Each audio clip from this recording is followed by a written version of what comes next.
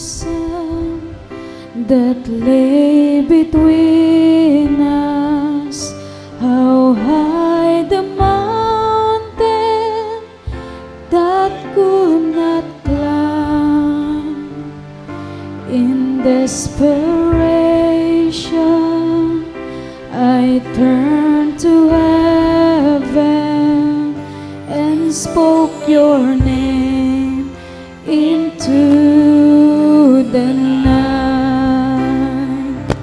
And through the darkness, your loving kindness through the shadows of my soul. The work is finished, the end is written. Jesus Christ, my living hope.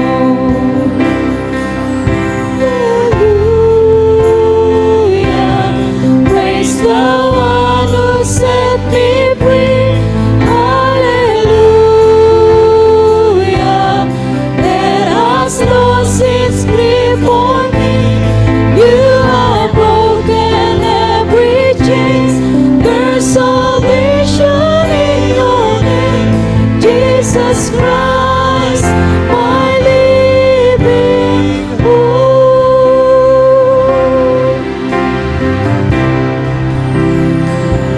Who could imagine so great a mercy?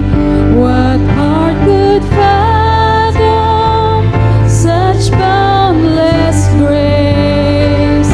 The God of ages stepped down from glory to wear my sin and bear my shame. The cross has spoken, I am forgiven. The King of Kings calls me his own. Beautiful Savior, I'm yours forever. Jesus Christ, my living hope. Jesus Christ, my living hope.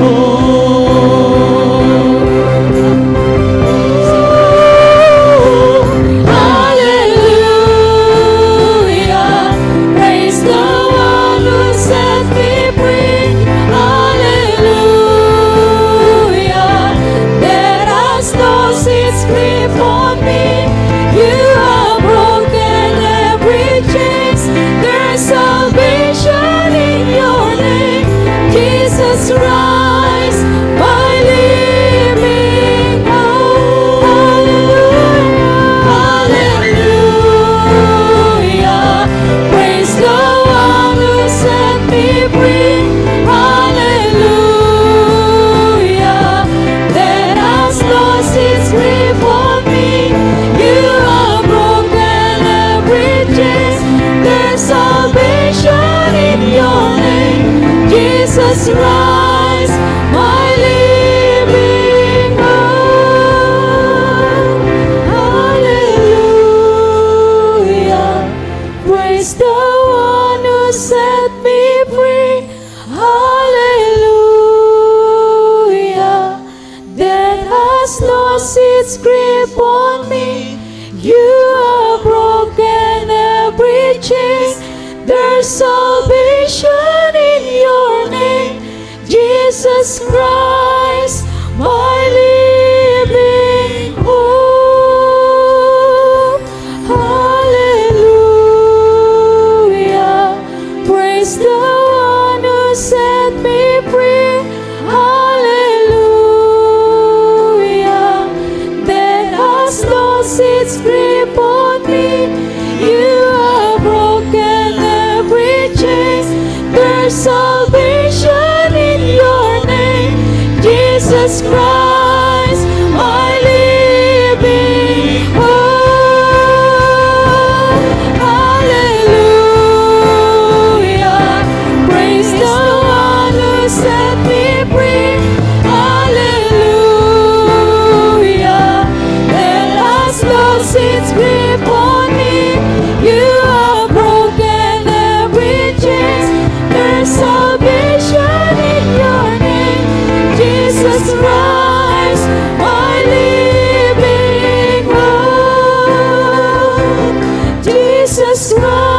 Christ, my living hope. Jesus Christ, my living hope.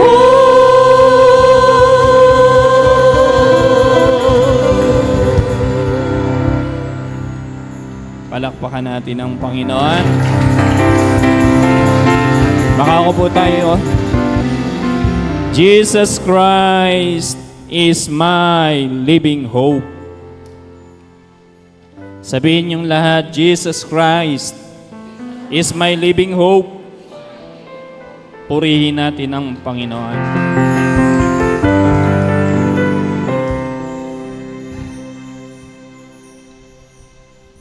Kaya naranasan ng dalawang nagpatotoo ang amazing grace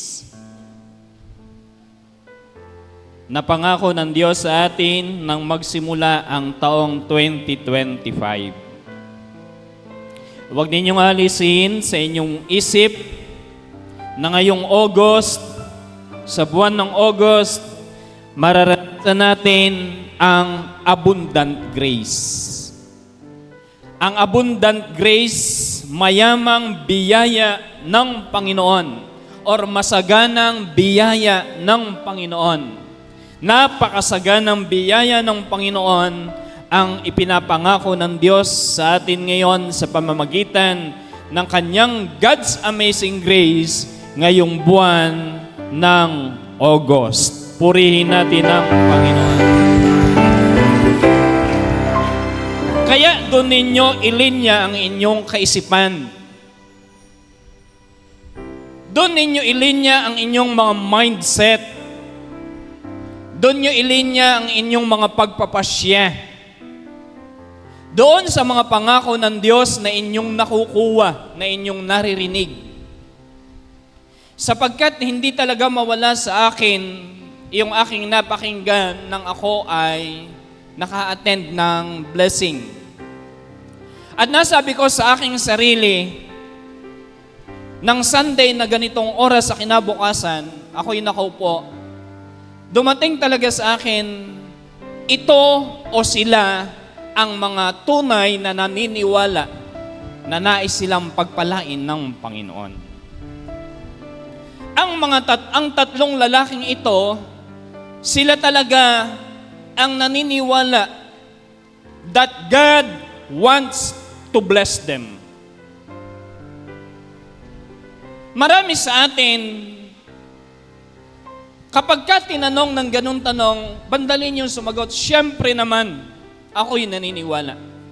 Ako'y naniniwala na ang Diyos ay nais akong pagpalain. Subalit, madaling makalimot. Madaling mawala ang focus dun sa salita ng Diyos na kanilang naunawaan. Hindi naging guide sa kanila yung salita ng Diyos na kanilang pinaniniwalaan. Kaya pagdating sa kanilang pagpapasya, madali nila iyong malimutan. Kaya nang marinig ko yung patotoo, nasabi ko, itong tatlong itong talaga ang tunay na naniniwala that God wants to bless them.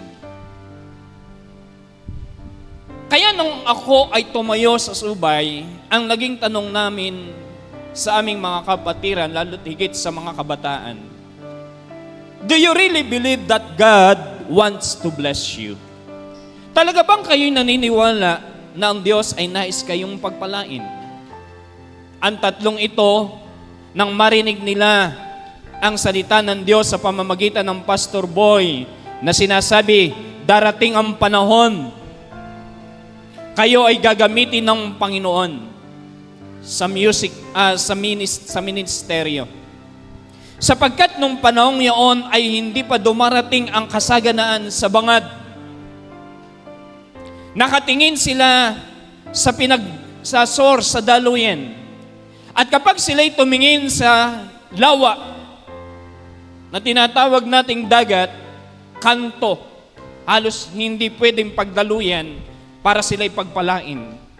At kapag sila'y tumitingin sa bundok, kanto, parang imposible na sa pamamagitan ng bundok, sila'y pagpalain. Subalit ang kanilang paningin ay kanilang inalis doon sa daluyan. Kung hindi, ang kanilang paningin ay kanilang naipokus sa source. Sino yung source? Ang Diyos na nagsabi sa kanila sa pamamagitan ng Pastor Boy, darating ang panahon, kayo ay gagamitin ng Panginoon sa ministry. Na ang ibig sabihin, darating ang panahon, kayo'y pagpapalain. Huwag ninyong itingin ang inyong paningin sa daluyan. Ilampas ninyo ang inyong paningin sa bundok. Itingin ninyo ang inyong paningin sa Diyos na nagbigay ng pangako sa inyo. At iyon ay kanilang pinanghawakin. At nung panahon iyon, sila'y nakakaranas ng hirap. Itong si Paulo ang nagsabi ay ayon sa patutuo ng Pastora Sonia, sila'y nag-uuling, namumundok. At imposible at hirap sila para sila'y pag-aralin sapagkat ang kanilang ama ay maagang namatay. Subalit dahil sa pangakong iyon ang kanilang naging guide upang sila hindi sumuko. Kaya hindi sila napigilan upang mag-aral ng kawalan. Mayroong mga kabataan na kapag ka dumaranas na ng kawalan, bandali nilang gumip up. Sila'y katulad ng isang water lily na kapag sumimoy ang habagat, ang water lily pumaparito. At kapag sumimoy ang amihan, ang water lily dumuroon. At ang tawag sa banal na kasulatan, ang tawag diyan, sila na may mga dalawang akala, huwag umasa na sila'y tatanggap ng pagpapala mula sa Panginoon. Kaya kapag kayo'y mayroon dalawang akala na ang inyong mind ay hindi nakapix, hindi nakapokus sa salita ng Diyos, mahihirapan na ang Diyos ay pagpalain kayo. Ang dahilan, ang inyong pagpapasya ay hindi magiging focus doon sa bagay na inyong sinampalatayanan. Kaya nang makita ko ang tatlong ito sa kanilang patutuo, nakaranas sila ng pagod. At yung Jaime ay nakaranas ng sakit at karamdaman. Sapat para sila'y gumip up sa pag-aaral. At ganun din si Paul, ang kanyang mga magulang, ay hinuhusgan sa subay na hindi kaya makapagpaaral sa bangad. Sapagkat iniwanan ng pagtuturo. Subalit ang kanilang mga matay, kanilang inalis doon. At sila'y sumampalataya na pupunan ng Diyos ang lahat ng kanilang pangailangan ayon sa kayamanan. Kaya ang pamantayan ng pagpapala ng Panginoon ay hindi ayon sa kayamanan ng sanlibutan ito. Ang pamantayan na binanggit doon sa binanggit ni Tere na Philippians chapter 4 verse 9, at pupunan ng Diyos ang inyong pangangailangan ayon sa kayamanan ni Kristo Jesus na ating Panginoon. Kaya hindi sila gumip up at dumating ang panahon, matagal. Ang isa lang paalala sa atin, siyang sumasampalataya, kailanman ay hindi nagmamadali. Marami sa banal na kasulatan, sila'y naging ama ng pananampalataya, sila'y naging bayani ng pananampalataya. Natuto silang maghintay. Natuto silang maghintay. Wait. Hindi apurahan, kundi bawat step, bawat hakbang, sila'y sumasampalataya na ang Diyos, darating ang panahon na yung kasaganaan. Kaya doon sa kanilang mga patutuo ay nakita ko, ang sabi ko sa aking sarili, tunay, ang tatlong ito, ang tunay na sumasampalataya. That God wants to bless them. Sapagkat kapag sumasampalataya ka, na nais ng Diyos na ikaw ay pagpalain, hindi ka gigive up. magpapatuloy ka. Magpapatuloy ka. At sa panahon ng inyong kabataan, tungkulin ninyo or karapatan ninyo na kayo'y mag-aral. At tungkulin ninyo na sa pamamagitan ng pag-aaral na yan, kayo'y magsikap. Ang isang mangmang ay mahirap pagpalain. Kaya kailangan natin ang karunungan. Kaya huwag kayong give up ayon sa ating narinig.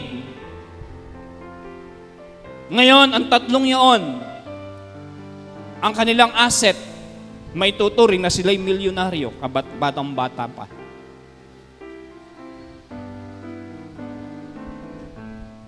Yung Jaime, naroon ngayon ang kagalakan na maging pagsuporta sa mga simpleng pakain doon sa kanilang mga kapatiran ay kanyang ginagawa. Ngayon, ang kanilang suporta sa mga crusade, ginagamit sila. At ang isang reminder sa atin, once na dumating sa punto na tayo pinagpapala na, huwag ninyong kalilimutan ang Diyos na siyang nagpapala sa inyo. At ganun sila hanggang ngayon. Sumasagot sila. Kapag ka may crusade, sila'y sumasagot. Sagot nila ang isang sasakyan. At yung kanilang mga kapatiran ay sumasakay doon. Tunay, sila ang naniniwala that God wants to bless them. Purihin natin ang Panginoon. Subalit kapag kakaibandaling gumib up, hindi kayo nagsikap, darating ang panahon, aanihin ninyo ang naging pasya ng inyong pagpapasya. Dito sa bumbong, pagdating sa ganyan, ang dumarating sa akin ay ang pangalang Angelo. Yun ay sa akin lang. Si Angel. Isang beses nakausap ko si Basil. Ayaw ng pag-aralin. Ang dahilan, magluluko lang iyan. Lulukuin lamang tayo niyan. Walang gagawin. Kapag binigyan natin ng baon, ibibili lang niya ng sigarilyo. Subalit hindi sila gumip up. Pag naman nakakausap ko si Angel, ang sasabihin niyan, darating ang panahon, yung bakanting lupa doon kami magtatayo ng bahay. Iyon ang kanyang pananampalataya. Nakapokus. Kaya ngayon, nang dumating ang tamang panahon, talaga naman, pag nagmumotor at nakikita ko, wow, si Angel. Payabang niya. Daig na daig ako ni Angel, balaki ng motor kahit na mahina ang isang paa ay kayang-kaya.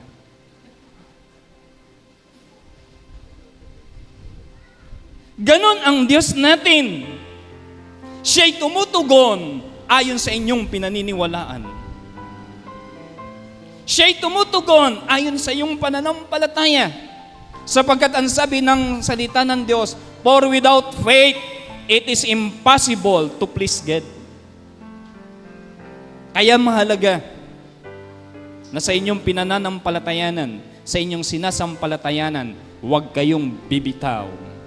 Kahit may pagkataon na kayo bumagsak, may pagkakataon tayo nagkasala, may pagkakataon tayong bumagsak, nadapa, ang sabi sa banal na kasulatan, ang taong matuwid, makapitong beses nadadapa, subalit makapitong beses ding tumatayo at nagpapatuloy sa Diyos na kanyang pinaglilingkuran. Purihin natin ang Panginoon.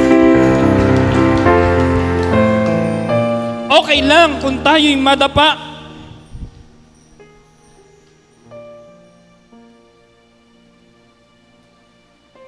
Okay lang na tayo magkaproblema. Subalit sa iyong kalalagayan, huwag kang magpapasya na ikaw ay titigil. Kaya yung ating mga kabataan minsan doon nakapokus ang aming pagbatak sa paglilingkod. Sapagkat ang mga kabataang ito, kapag ito'y na-develop spiritually.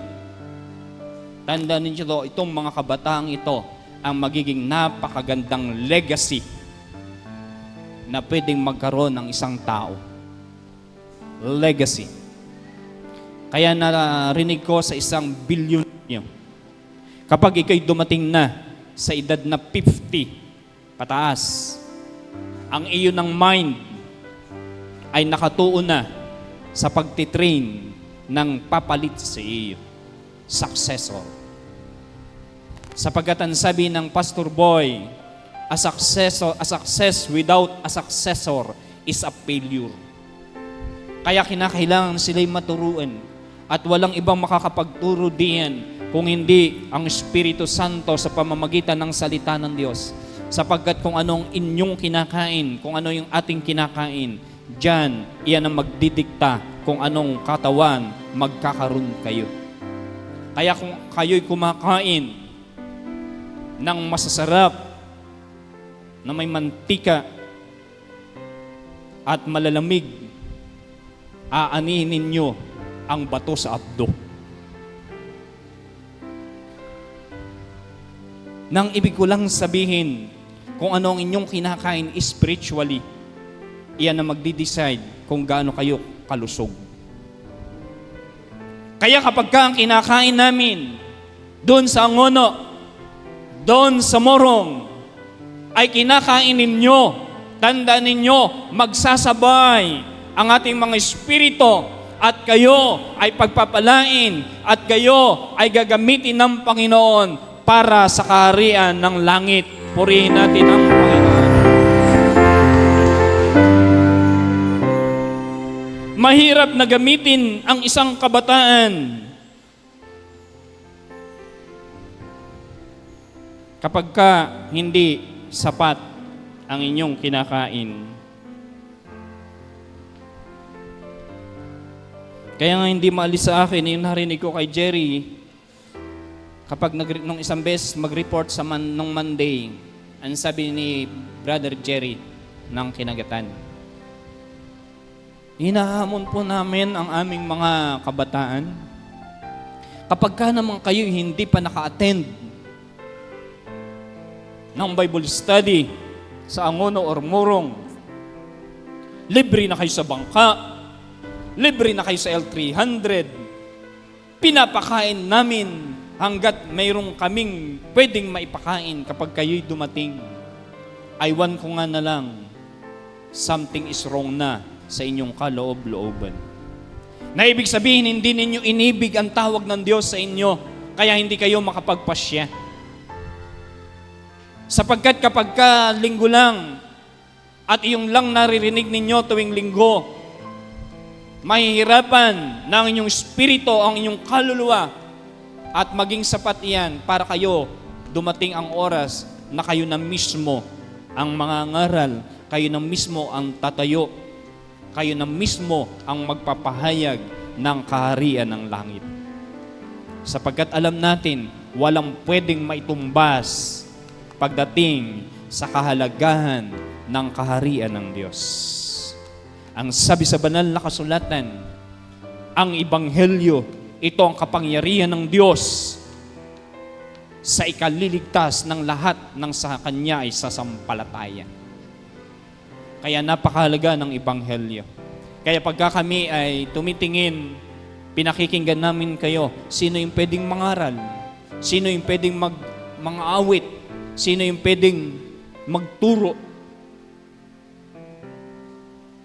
Iyon ang dahilan. Bakit binabatak namin kayo para sa gawain ng Panginoon. Purihin natin ang Panginoon. Hallelujah! Praise the one who's me free. Hallelujah! Let us Lost its sleep on me. You have broken every chain. There's salvation in your name, Jesus Christ, my living hope. Purihin natin ang Panginoon.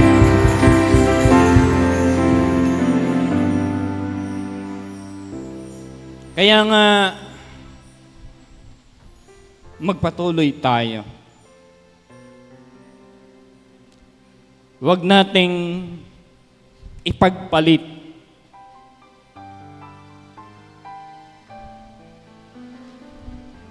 ang kaharian ng Diyos sa mga bagay ng sanlibutan. Pahalagahan natin ito.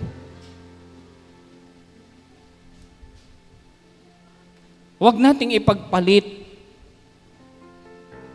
sa mga bagay na pansamantala lamang, ang mga bagay na pangwalang hanggan. Ang lahat ng ating ginagawa, ang lahat ng ating pinagtatrabahuan, ang lahat ng ating pinaggagamitan ng ating lakas dito sa sanlibutan, ito'y dito lang sa lupa. Subalit ang inyong pananampalataya at ang ating ginagawa ng mga bagay na spiritual, iyan ang mga bagay na pangwalang hanggan. Kaya nang likhain ng Diyos ang tao ayon sa kanyang wangis, tiningnan niya ang tao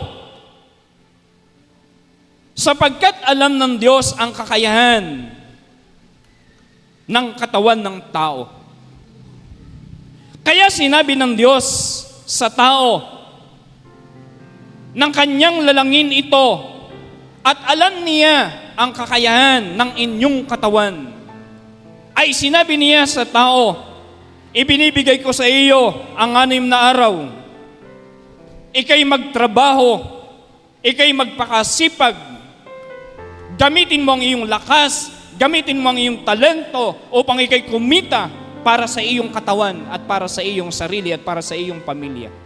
Subalit pagdating ng 7 araw, bumalik ka sa Diyos na siyang lumikha sa iyo. Sapagkat kapag ginamit mo pa ang 7 araw, inaabuso mo ang iyong katawan. Itinakda sa iyo ng Diyos na gamitin mo ang 6 na araw para sa iyong sarili. Huwag mong gamitin ang 7 araw na sinabi ng Panginoong Hesus, ika'y magpahinga sa Kanyang presensya. Sapagkat alam ng Diyos kung paano tayo nilikha. At kapag ginamit mo ang araw ng Sabat niyan, nilalapastangan mo ang Diyos na siyang nagsabi sa iyo, kung paano ako'y nagpahinga, ganon din naman ikaw na tao na aking nilikha sa aking wangis, magpahinga ka sa presensya ng Panginoon. At ngayon, ang tawag na ang pagpapahingang iyon ay tinatawag natin at ginagamit natin ngayon. Sunday. Pinapahinga natin, pero hindi natin nabubuo yung isang araw. Pangkaraniwan, 3 oras lamang kayong nakaupo dyan. Kayo nakaupo lang, nakikinig lang. At ang inyong kaluluwa ay, ang inyong katawan ay nakarelax. Bagamat hindi tayo minsan makapahinga dito, minsan kapag tayo nakaupo dito, sa halip na tayo ay makapahinga, tayo napapata. Dahil sa init, kaya naman susolusyonan na. Para pag upo natin dito, talaga namang relax na relax kayo. Susolusyonan na yung init. At maging excited tayo. Pagka may aircon na dito, lagi kami magme-message sa Pastor Riner, join ulit tayo. Sa susunod na linggo, join ulit tayo. Sapagkat gusto namin ng aircon. Hanggat wala kaming aircon, join muna tayo.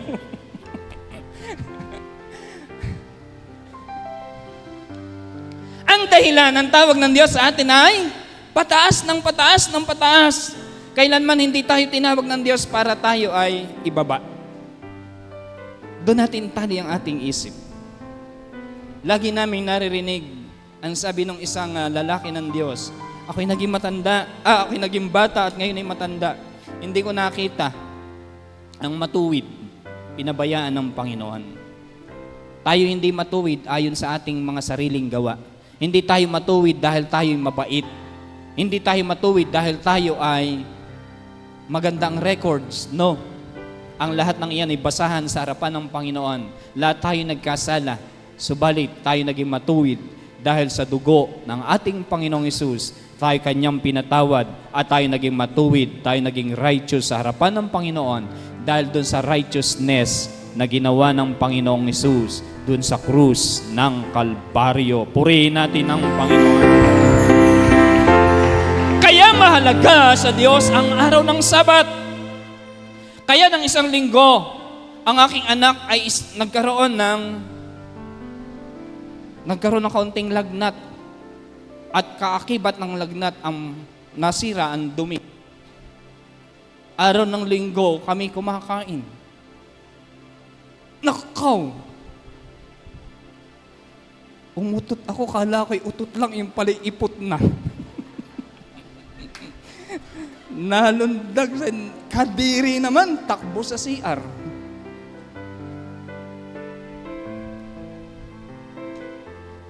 Mabuti hindi pinaglakasan ng ututan. Ay kami pa naman ay nasa harapan ng pagkain. At siya ay pinagmasdan ko, sabi ko, titingnan ko nga kung ito'y a-attend. Mabuti naman at umattend. Kapag tayo matatanda na, hindi na tayo dapat paalalahanan tungkol sa bagay na ito. Ang sabi sa banal na kasulatan, masarap yung may kusa. May kusa na kayo naglilingkod sa Panginoon. Hindi yung laging pinagsasabihan, oh brother, ngayon ay linggo. Huwag ka munang magtrabaho. Magpahinga ka muna. Kundi kayo nagkukusa na. Alam niyo ba na pagka kami nag-araw ng Sunday at kami joined dito, sabi ko, hindi ko maunahan itong si Brother Art. Laging una siya rito. Nakasabay ko yung taga-Kinagatan, si Brother Jose. Inakbayan ko na kami palakad rito. Oh, brother! Sabi sa akin na, brother, bakit late ka yata? Oo nga, brother, nasanay kasi ako sa Subay. Ang simula namin ay 11. Yun na lang ang naging sagot ko. Pagdating ko rito, narito na si Brother Art. Hindi na tinuturuan o hindi na sinasabihan, kusa na tayo. At iyon ang nais ng Diyos, doon natutuwa ang Diyos na kusa nating ginagawa ang kanyang kalooban at tandaan natin, siya ang tagapagbigay ganti ng sa lahat ng sa kanya ay sumasampalataya. Purihin natin ang Panginoon. Kaya mahalaga ang ganong bagay. Ang tawag doon ay fear of the Lord. Kaya kanina ang susi ay about fear. Minsan, dahil sa takot, naaagawan tayo ng pagpapala. Subalit yung fear na kung saan, ang isa sa uri ng fear na kung saan ay ating pag-aaralan ngayon ay yung tinatawag na positibong takot. Positibong takot. At ang fear na iyon, ang Diyos ang naglalagay sa ating puso at sa ating isipan. Iyon ang tinatawag na fear of the Lord. Ang sabi sa banal na kasulatan, ang pagkatakot sa Panginoon ang siyang simula ng Sige nga natin, karunungan. Ang pagkatakot sa Panginoon ang siyang simula ng karunungan. Nang ibig sabihin, ang karunungang ito ay dumarating sa iyo kapag ka ikaw ay nagsisimula na matakot ka na labagin mo kung ano ang kalooban ng Diyos sa iyong buhay. Labagin mo yung bagay na kung saan ay sinasabi ng salita ng Diyos. Iyon ang isang uri ng fear, positibong fear. Kaya sa banal na kasulatan,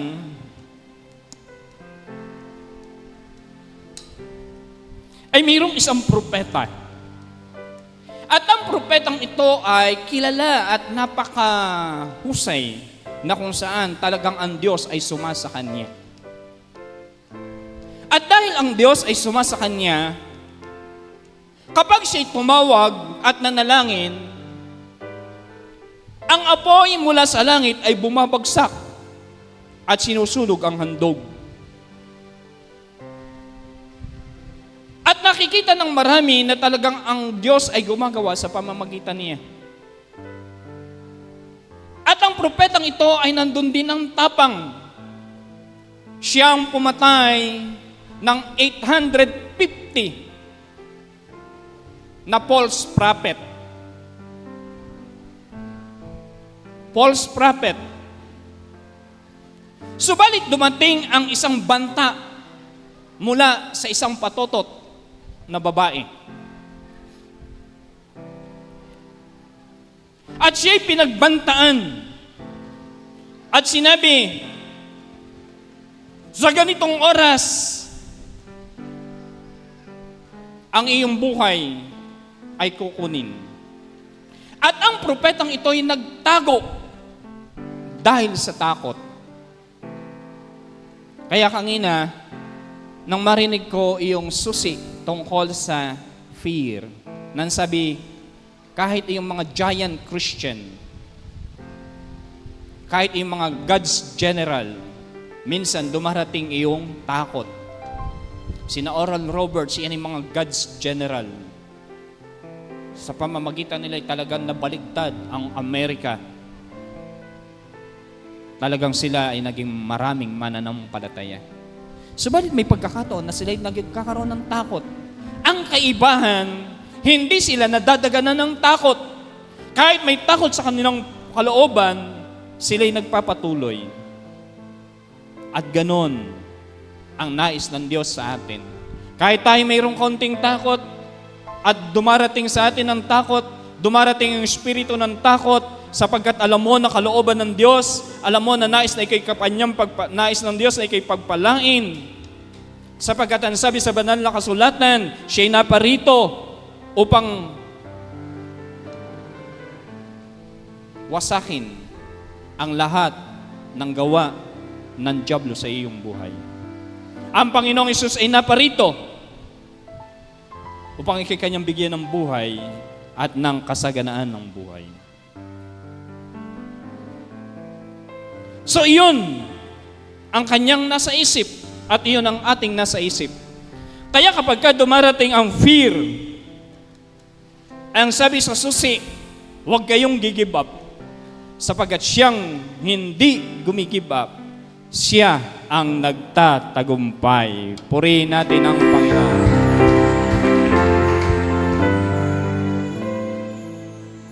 Kaya mahalaga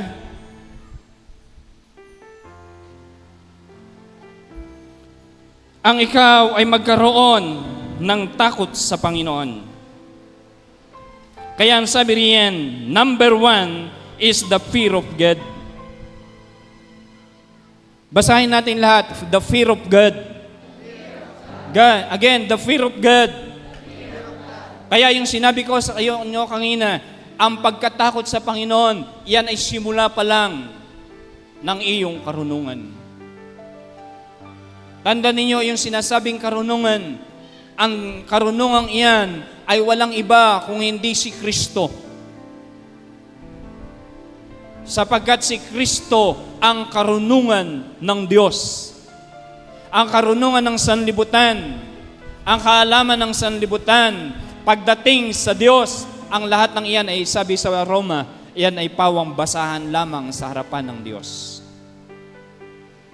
Kaya yung iniisip ng taong karunungan, kapag yan ay ginamit mo sa kaharian ng Diyos, ang tawag diyan, yan ay basahan. Subalit yung kamangmangan na tinatawag ng tao na pananampalataya kay Kristo, yung tinatawag ng taong kamangmangan ng pagpupuri, yung tinatawag ng taong kamangmangan ng pagsamba, Ang lahat ng iyan, pagdating sa harapan ng Diyos, iyan ang tunay na karunungan.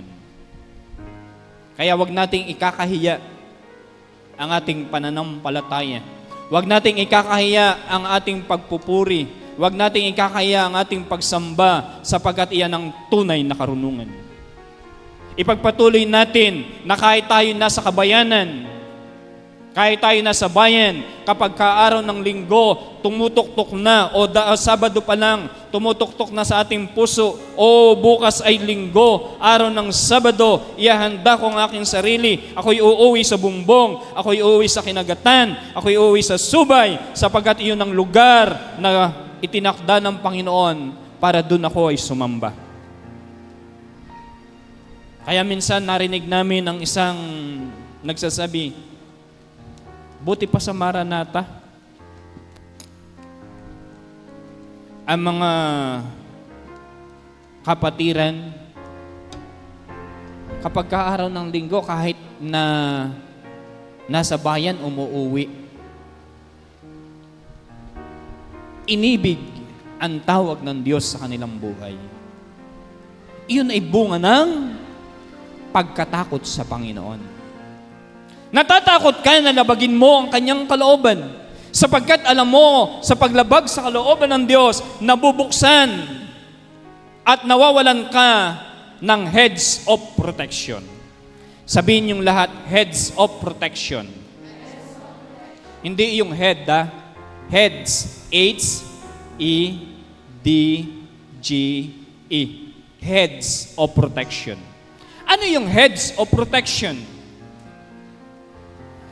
Nang si Satanas ay nagre-report sa Diyos at humarap siya sa Diyos, ang sabi ng Diyos kay Satanas, nakita mo ba ang aking lingkod na si Job? Sapagkat siya may pagkatakot sa Panginoon. Siya umiiwas sa kasalanan. At nabanggit doon ang pagkatakot sa Panginoon. At ang sumagot itong si Satanas. Kaya pala, si Satanas, alam niyo ba ang ginagawa ni Satanas ngayon? Wala pa lang siyang ginagawa kung hindi siya'y nagmamanhik manaog sa langit at sa lupa. At inoobserbahan ang lahat ng tao. Target niya ang tao. Kaya ang sabi ng Diyos sa kanya, napansin mo ba ang aking lingkod na si Job? Siya'y tapat, siya'y may pagkatakot sa Panginoon, at ang sumagot si Satanas sa Diyos, kaya lang naman siya sumusunod sa iyo dahil mayroon siyang heads of protection. Dahil binakuran mo ang lahat ng kanyang ari-arian, dahil binakuran mo ang lahat ng kanyang pamilya, dahil binakuran mo siya at hindi ko siya magalaw. Ganun ang heads of protection. Kapag ka ikaw'y mayroong heads of protection, ikaw ay nababakuran ng kapangyarihan ng Panginoon. Ikaw ay nababakuran ng dugo ng Panginoong Jesus. Ikaw ay nababakuran ng God's amazing grace. At ang gawa ng dyablo sa iyong pamilya, ang gawa ng dyablo sa iyong mga ari-arian ay hindi makapasok dahil siya ay mayroong heads of protection. Ang dahilan, siya ay may pagkatakot sa Panginoon. Ganun kahalaga ang pagkatakot sa Panginoon. Susundin mo ang kanyang kalooban sapagkat ikaw ay may pagkatakot sa Panginoon. Hallelujah! Kaya aawitin mo, Hallelujah! Praise the Lord!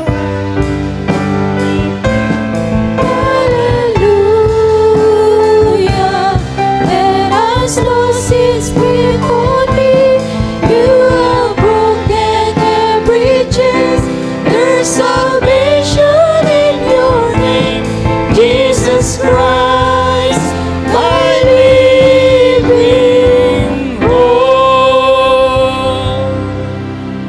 Kaya ang sabi ron sa Ecclesiastes chapter 12 verse 13 to 4, anong sabi dyan?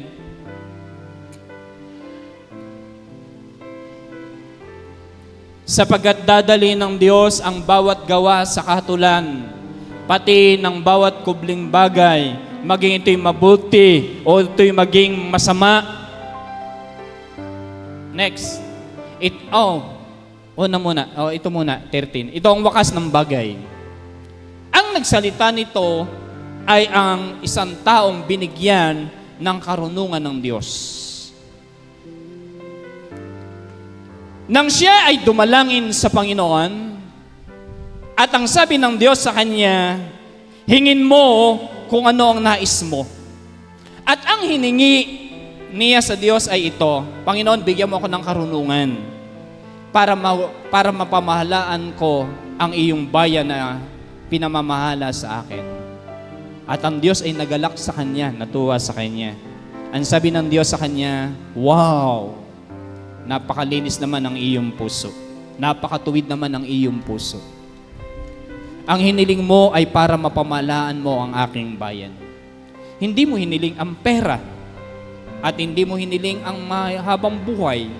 Hindi mo hiniling ang kayamanan. Ganun pa man, dahil hiniling mo ang matuwid sa harapan ng Panginoon, ibinigay ko sa iyo ang karunungan. At walang magiging marunong sa iyo simula sa kaarawan ng iyong buhay o maging sa darating man. Ganon din, ibinibigay ko sa iyong kayamanan at mahabang buhay. At nagsabi diyan, ito ang wakas ng bagay. Lahat ay narinig. Anong kasunod? Isigaw nating lahat, ikaw ay matakot sa Diyos. Again, ikaw ay matakot sa Diyos. Sa Diyos. Bakit? Sapagkat ito ang buong katungkulan ng tao.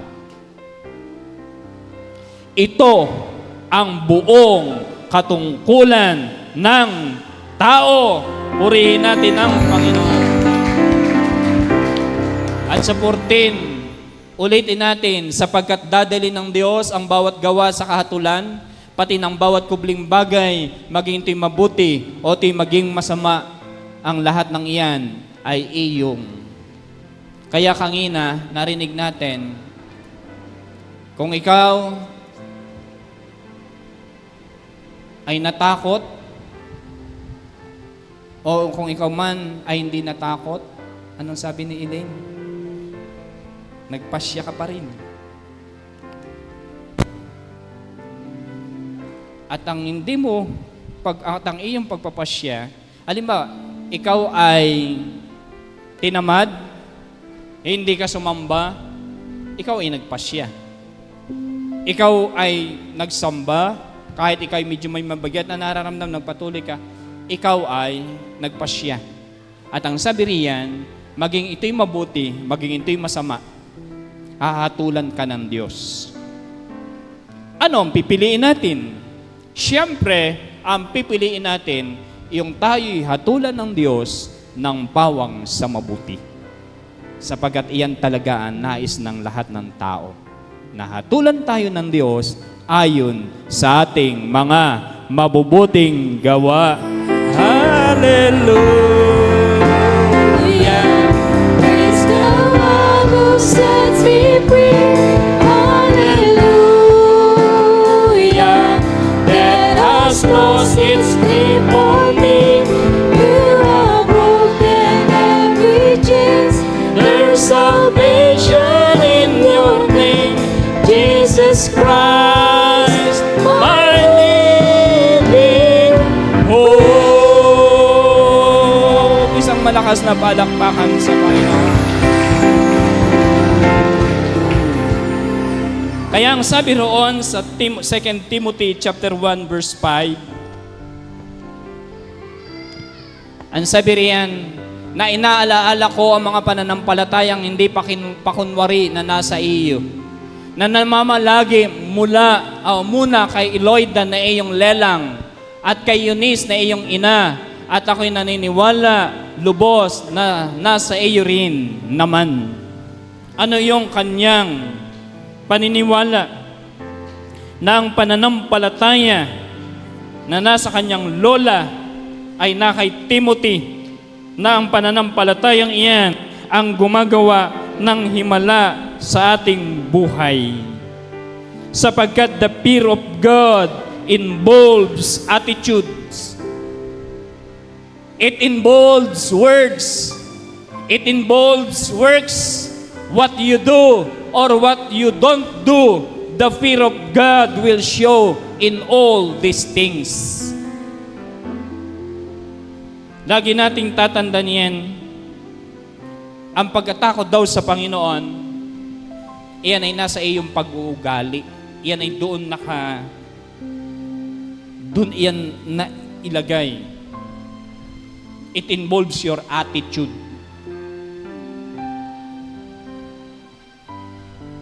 Subalit, it involves words. Kaya kapag kayo may pagkatakot sa Panginoon, ang lumalabas sa iyong bibig ay walang iba kung hindi kung ano ang kalooban ng Diyos ay hindi mo susuwayin. Hindi ka magpapahayag ng mga negative. Hindi ka magpapahayag ng kung ano man. Sapagkat nara sa iyo ang pagkatakot sa Panginoon. It involves works. Kaya kapag ikay may pagkatakot sa Panginoon, yan ay makikita sa iyong mga gawa, makikita yan sa iyong mga sinasalita, makikilala ng iyong kausap kung ikay may pagkatakot sa Panginoon. Makikilala ng mga tao kung ikay may pagkatakot sa Panginoon ayon sa iyong ginagawa.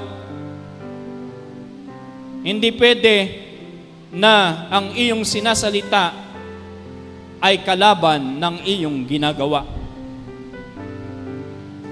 Walang ganon. Imposible ang ganong tao. Iyan ay para bagang isang sisidlan ng palamig. Kung ano ang nakalagay doon sa sisidlan, iyan ang lalabas. Kapag ang sisidlan, ilalagyan mo ng orange juice. Kapag binuksan mo yon, ang lalabas doon ay orange juice. Hindi pwedeng labasan iyon ng Coke. Ang dahilan, ang laman noon ay orange juice. Ganun tayo. Makikilala tayo ayon sa ating sinasalita. Makikilala tayo ayon sa ating mga gawa. Iyan ang magsasabi kung ikaw ay may pagkatakot sa Panginoon. Purihin natin ang Panginoon. Kaya salamat sa Panginoon sapagkat alam natin na ito ang kaharian ng langit. If you have the fear of God, everything about you, every decision you make, everything you think, every behavior, every actions and reactions, everything is around God. Basahin nga natin lahat. If you have the fear of God, Fear of God. everything about you, Everything about everything you. decision you make, Everything you think, Everything every you think. behavior, Every every behavior, actions every and action, reactions, and reaction, everything everything is around God. Hallelujah. Praise the one who sets me free. Hallelujah. Death has lost its grip on me. You have broken every chains. There's salvation in your name, Jesus Christ, my living hope. At ang sabi ron sa 2 Timothy chapter 4 verse 10,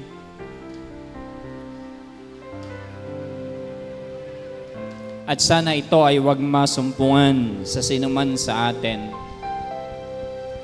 Ang sabi riyan, sapagkat ako'y pinabayaan ni Demas.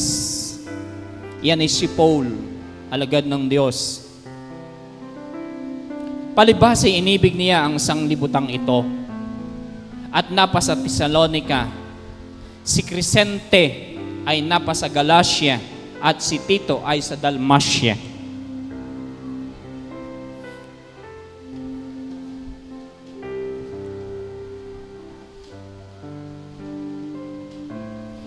Kaya ang sabi ni Paul, si Demas ako'y pinabayaan. Minsan, hindi maiwasan ang ganang pagkakataon na tayo may kapatirang ganan. Bandali niyang magpasya na iwan ang pagsunod. Siguro ang dahilan, wala siyang patotoo o wala siyang karanasan. O maaring, ang sabi riyan, dahil inibig niya ang sanlibutan. Ano ba ang nasa sanlibutan?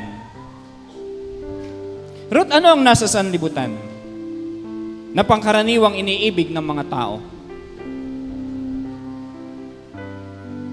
Ha? May binubulong ka, ano? Ang sabi ron, sapagkat ang mga bagay na ito ang nasa sanlibutan. Ang pita ng laman, ang pita ng mata, at ang kalayawan sa buhay. Lust of the flesh, lust of the eye, and pride of life. Ang lahat ng ito ay hindi sa Diyos, ang sabi sa banal na kasulatan. Subalit maraming nahuhulog dito. Kaya kung mapapansin ninyo, kapag araw ng linggo, mas kokonti ang tao sa sambahan. Mas marami ang nasa plaza. Mas marami ang nasa mall, mas marami ang nasa sinehan. Mas marami ang nasa kalayawan. Sapagkat inibig nila ang lust of the eye, lust of the flesh, and pride of life. Kaya ang sabi sa banal na kasulatan, tunay na malawak ang daan papunta sa kapahamakan at makipot ang daan papunta sa buhay na walang hanggan. Ang dahilan dahil doon sa salitang sanglibutan. Dahil doon sa tatlong bagay na iyan. At marami ang umiibig. At tayo'y dumalangin na wag mangyari na tayo ay magkaroon ng katulad ni Demas. Mang-iiwan. Masakit ang iwanan, di ba? Sino nakaranas na ng iwanan? Nakaranas na ba kayo ng iwanan ng inyong girlfriend?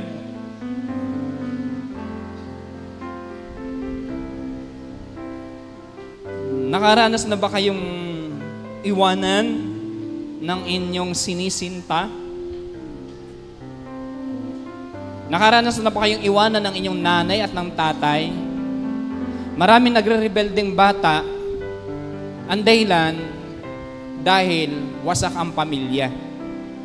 Yan ay ayon doon sa scientific findings. Kapag ka nawala at nagkahiwalay, ang ama at ang ina, apektado ang mga anak. Kaya talagang apektado. Kaya sabihin mo sa iyong katabi, kapatid, huwag ka namang maging mang-iiwan. Huwag kang maging si Demas.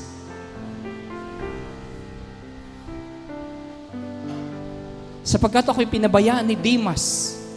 Ang dahilan, inibig niya ang sanglibutan. Wala siyang takot sa Panginoon. Kaya ang dali niya magpasya na iwan ang tawag ng Diyos sa kanyang buhay.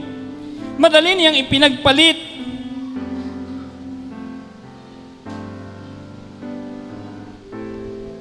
ang tawag ng Diyos sa kanya. Madali niyang ipinagpalit ang kanyang kaligtasan. Madali niyang ipinagpalit ang pag-ibig ng Diyos sa kanya.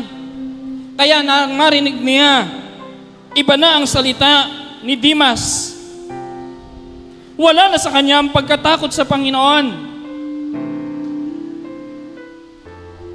Madali mong malaman kung ang tao ay may pagkatakot sa Panginoon. Kapag iyan ay nagsalita, makikita mo, makikilala mo kung siya may pagkatakot pa sa Panginoon. At higit mo siyang makikita kapag nakita mo ang kanyang mga gawa. Kaya pala sinabi ng Panginoon sa banal na kasulatan ito. Ang sabi ng Panginoon sa banal na kasulatan nang siya nagkatawang tao sa mga kanyang mga alagad, ang sabi niya, tandaan ninyo, kapag ang isang tao ay sumampalataya sa Panginoon, nagkaroon siya ng kagalakan. At ang taong iyan ay nagpasimulang tumalikod. Ang demonyong isa na umalis sa kanyang buhay, iyan ay aalis. Subalit hindi iyan susuko. Magyayaya pa iyan ng 7 mas masasama pa kaysa sa kanya. At siya ay babalik doon sa kanyang inalisan. Kaya ang taong iyon na tumalikod, nagiging mas mahigit pa ang kanyang kasamaan ng una nang siya ay hindi pa sumampalataya sa Panginoon. Kung siya ay nagsusugal ng palihim, hindi na siya mahihiya, ayagan na siyang magsusugal. Kaya lumalala ang tao kapag siya naging nag-backslide. Nagkakaroon siya ng puot, nagkakaroon siya ng galit. Dahil doon. At ang puot at ang galit ay bunga ng inggit. Jealous. Bakit nagkakaroon ng selos? Brother Art, bakit nagkakaroon ng pagka-siloso o selos ang isang tao? Sa iyong palagay. Bakit nagkakaroon ng selos ang isang tao? Di ba? Ang isang tao, nagsisimula ang selos sa kanya kapag nakita niya ang isang tao na mas nakalalamang sa kanya. Nagkakaroon siya ng takot. Nako, ang taong ito, malalamangan ako. Nako, ang taong ito ay nag-aaral, nagmamasteral. Mauuna pa itong ma-promote sa akin.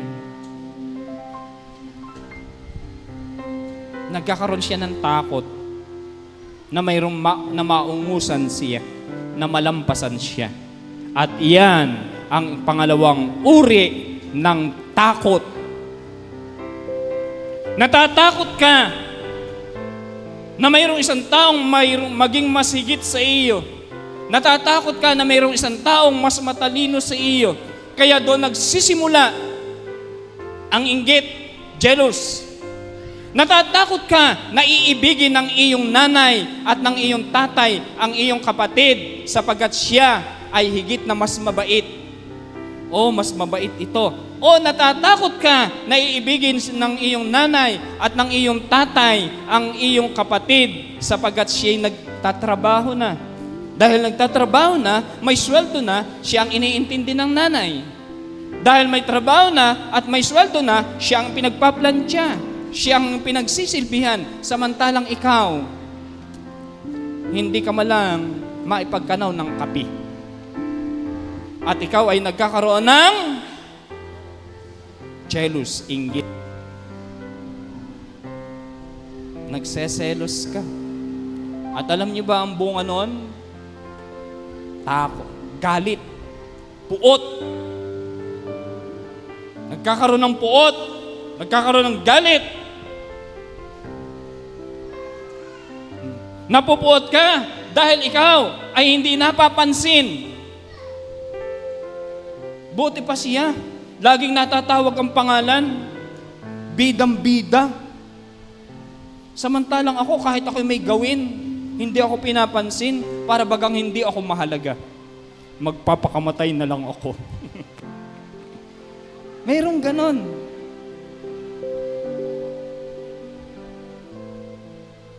Yun ang isang uri ng takot. Natatakot ka na mayroong mauumungos sa iyo. At ang bunga ng takot na iyon ay selos, galit. At yun ang napakasakit.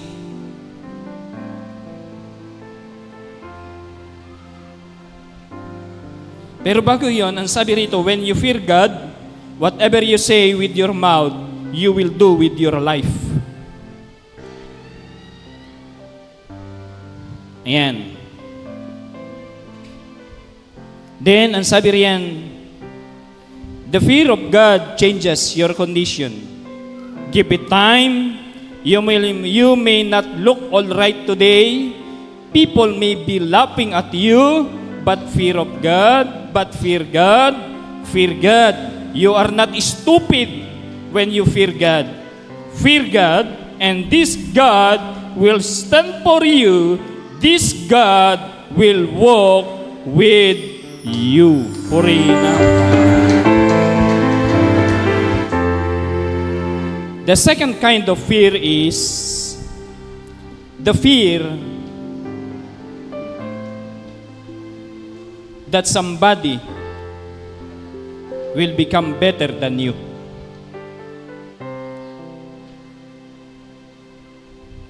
The fear that somebody else will be better than you. The fear that somebody else will be better than you. Yun nasa bandang baba. Doon nagsisimula. Diyan nagsimula ang galit kay Cain. Diyan nagsimula ang selos kay Cain. Pinagselosan niya si Abel. At dahil dun sa kanyang selos, siya nagkaroon ng puot, siya nagkaroon ng galit. At yung puot at galit na iyon ay kanyang pinatay ang kanyang kapatid. At iyan ay hindi dapat mangyari sa atin kapag ka nagkaroon. Piliin natin yung una, yung pagkatakot sa Panginoon. Mahalaga na ating matutunan yung pagkatakot sa Panginoon. Ang sabi ron sa Proverbs 24 verse 16, sa bandang huli na yun ate. Proverbs 24:16. Sapagkat ang matuwid ay nabubuhal na makapito at bumabangon uli, ngunit ang masama ay nabubuhal sa kasakunaan. Yan ang sabi ron sa Proverbs chapter 24 verse 16. Kaya pagka kayo bumabagsak, isipin ninyo na hindi kayo masama. Isipin ninyo na kayo ay may Panginoon. Kaya pagka kayo bumagsak, anong gagawin ninyo? Anong gagawin? Tatayo, babangon. Kayo nagkasala, kayo ay tatayo, babangon. Paano kayo tatayo? Ang isang bagbag at nagsisising diwa, kailanman ay hindi babaliwalain ng Panginoon. Kaya wala kayong gagawin, bumalik kayo sa presensya ng Panginoon, humingi ng tawad, at pag kayo humingi ng tawad, handa ang dugo ng Panginoong Hesus para kayo'y patawarin. Huwag kayong lalayo o huwag tayong lalayo. Tayo ay pumasok sa kaharian ng langit. Narito ba si Brother Domeng Subay? May kasunduan kami niyan. Lagi kang a-attend. Pag hindi ka umattend, nariyan ba? Wala. Ipadadampot kita sa pulis.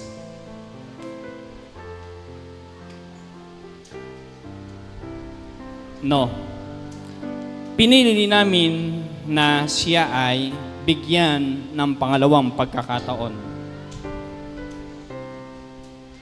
Biro lang yung sinabi ko. Pinili namin na siya ay bigyan ng maraming pagkakataon.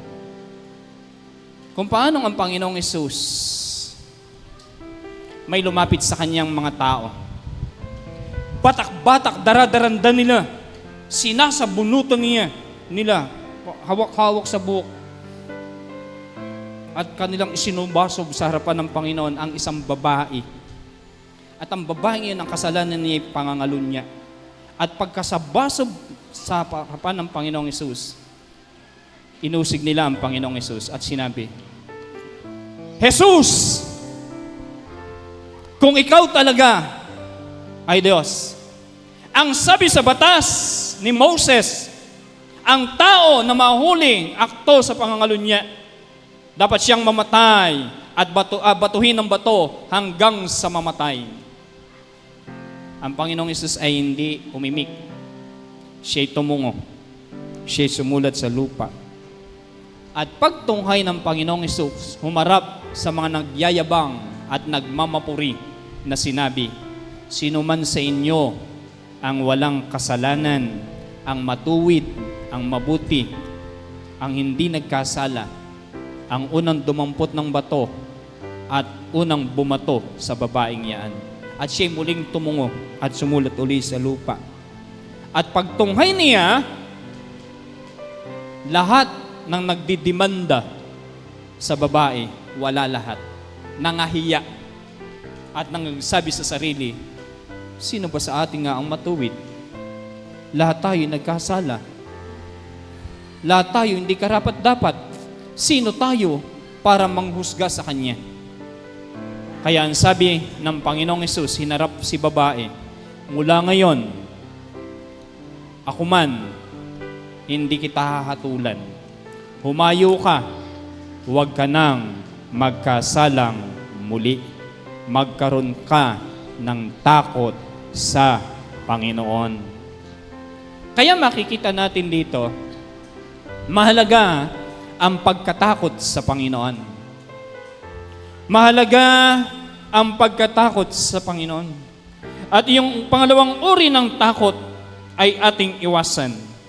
Sapagkat you have a God-given destination. You have a God-given destination. Basahin natin lahat. You have a God. Purihin natin ang Panginoon.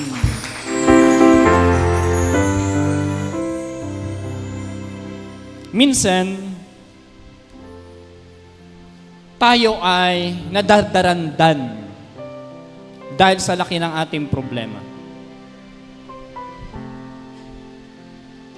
Giant ang ating problema. At dahil sa problemang iyon, minsan iyon ang nagdadala sa atin ng resentment, ng galit, hinanakit, at sasabihin natin, nasasabi mo lang iyan dahil wala ka ron sa aking kalalagayan. Pero kung ikaw ang akin nasa kalalagayan, ako ginawa na yung napakasama, aywang ko na lamang. Narito ako, mayroong napakalaking problema, aywang ko na lang kung masabi mo yan. Subalit lagi ninyong tatandaan sa inyong puso at sa inyong isip, katulad kayo ni David. Sabi mo sa iyong katabi, ikay katulad ni David. You are a giant killer. Sabihin ninyong lahat, I am a giant killer. Again, I am a giant killer. Kaya natin yan sapagkat sino ang laban sa atin kung tayo ay sinasamahan ng Panginoon. Kaya ang sabi ron sa 1 John 4:4, anong sabi dyan? Kayo'y sa Diyos, mumunti kong mga anak, at inyong dinaig sila, sapagkat lalong dakila siyang nasa inyo kaysa sa nasa sanglibutan. You are a giant killer.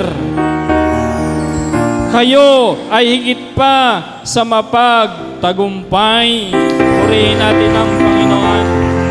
Kaya kung kayo ay mayroong problema, God will make a way. Lahat ng iyan ay kaya ninyong pagtagumpayan sapagkat ang Diyos ay sumasa inyo, you will become a more than conqueror. Hallelujah. Praise the one who set me free. Hallelujah. That has lost its grip on me. You have broken every chain. There's salvation in your name. Jesus Christ, my living hope. Hallelujah.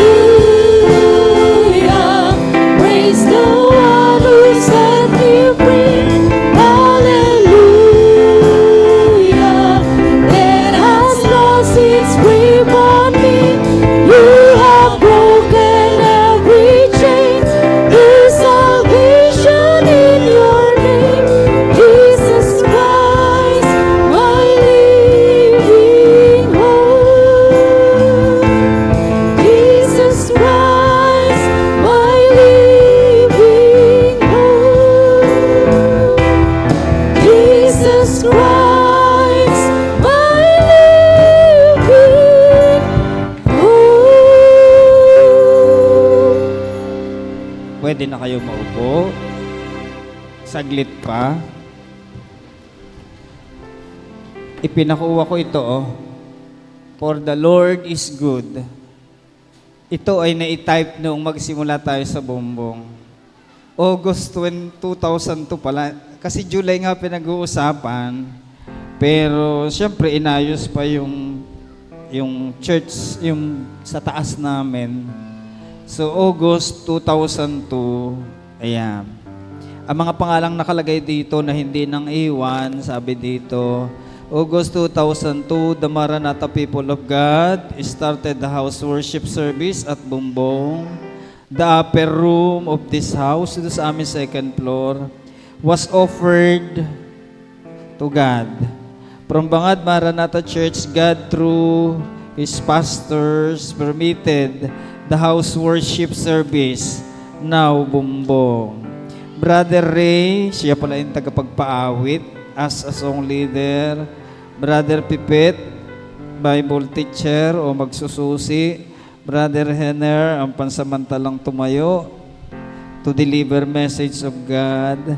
Brother Manuel, siya pala yung musical guide. Siya yung taga-kumpas para si Brother Arteng. Tapos, ang sabi dito, the Holy Spirit as the overall director.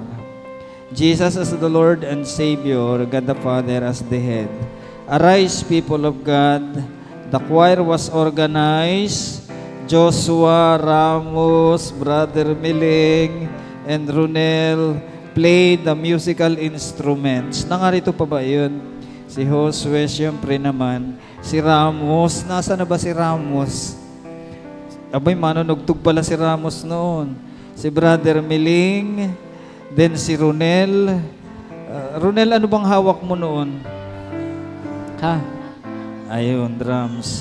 Nawala sa history si Obet. Wala na pala si Obet noon pa. And Sister Siuni, kilala pa ba ninyo yun? As the operator of the projector. What a wonderful praise and worship to God. Be a part of this ministry. Purihin natin ang Panginoon. Ayan.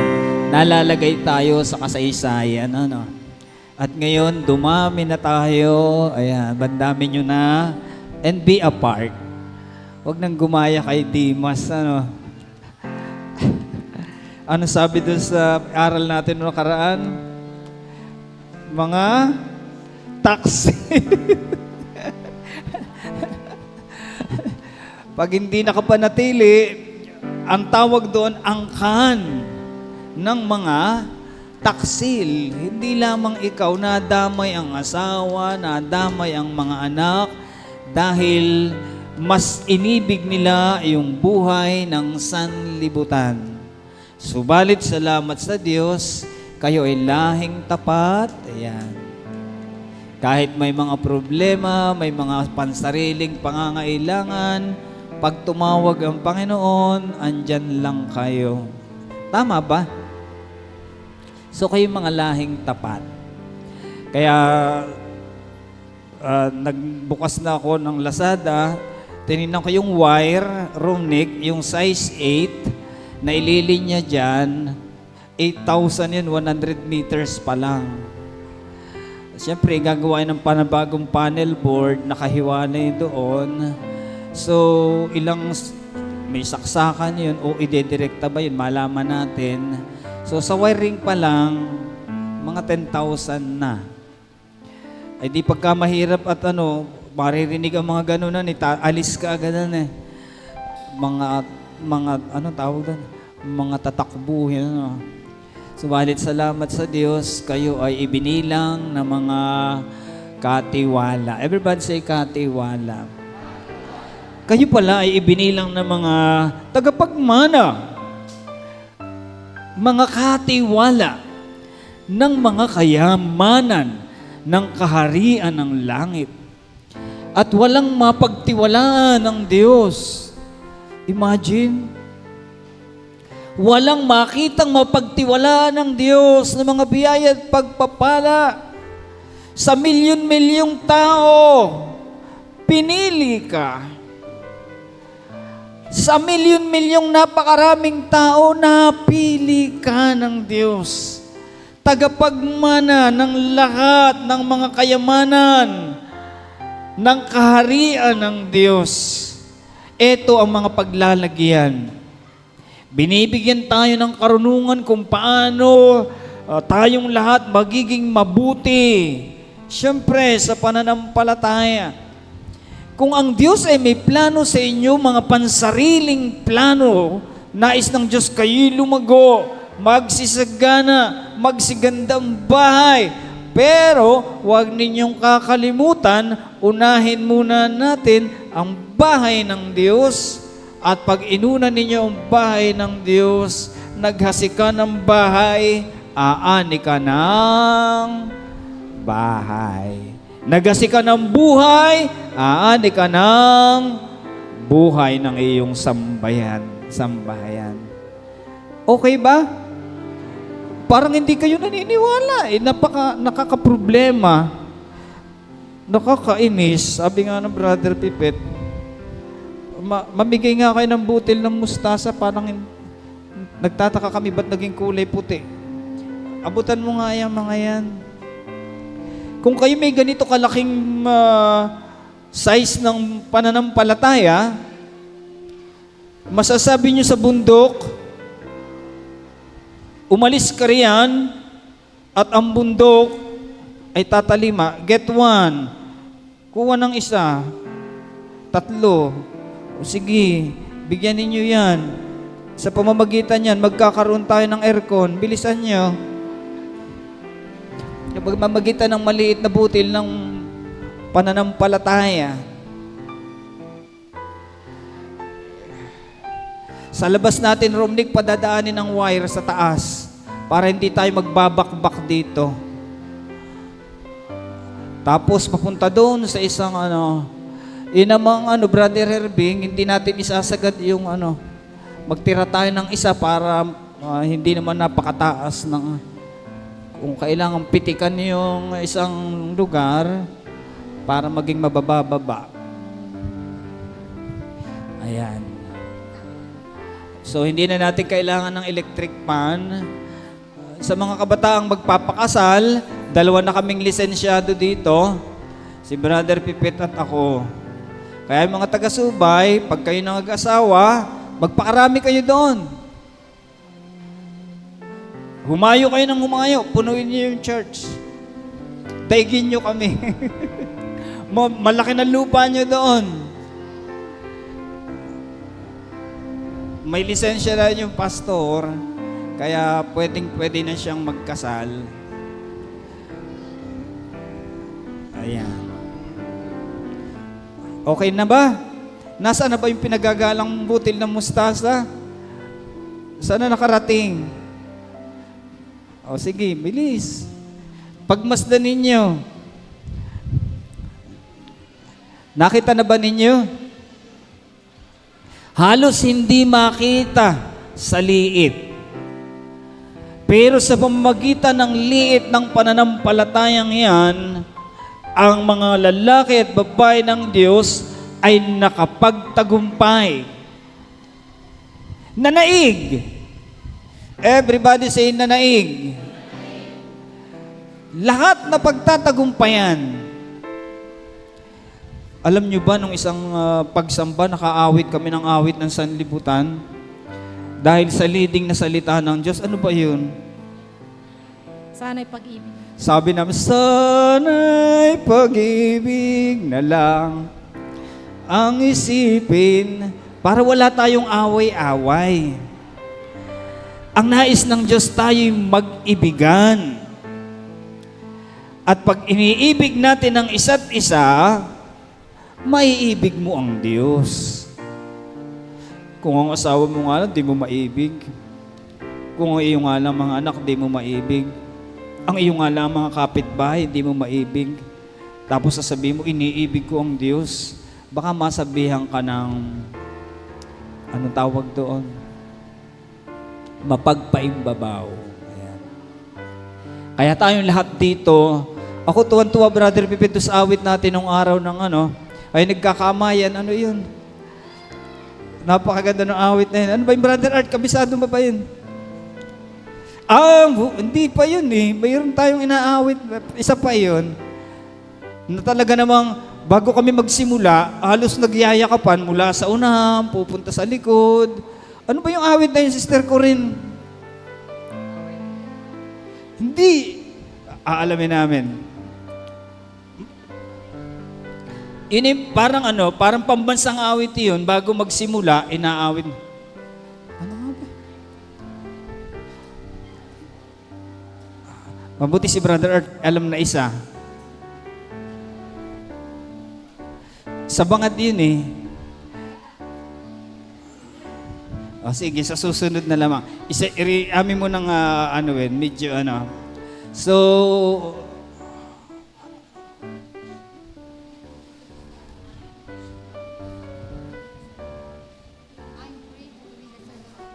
hindi. Malayo. So, basta yun. Nang ibig sabihin, tayong lahat ay kandidato para maging tagapagmana ng mga kaharian ng Diyos na walang sapat na silid na sukat pagkalagyan. Kaya sa pamamagitan ninyong mga sumasampalataya, ipamamanan niyo yan sa inyong mga anak, sa mga anak ng inyong mga anak.